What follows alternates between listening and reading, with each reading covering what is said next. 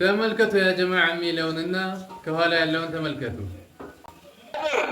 የማንም ይሁን የማን ቀብር ከስንዝር በላይ ከፍ ብሎ ካየኸው ሳትደረማምሰው ከሌሎች ቀብሮች እኩል ሳታደርገው እንዳታልፍ። ስለዚህ የመሻይኾቻችሁን ሂዱና አጠፋፉት። መጀመሪያ ተመልከቱ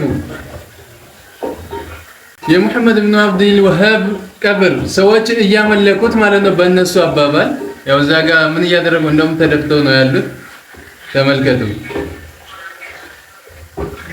የኢብኑ ተይሚያን ተመልከቱ ምን እንደሚያክል ተመልከቱ። ሄዳችሁ አፍርሱ መጀመሪያ። ረሂመሁላሁ ተዓላ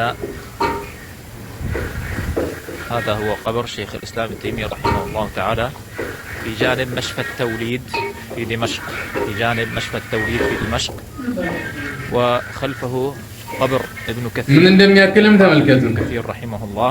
ስለዚህ የኛን የሱፊዮችን አትንኩና መጀመሪያ የነሱን ሂዱ አጠፋፉ መሬት አድርጉትና ከዛ በኋላ መጣችሁ እናወራለን።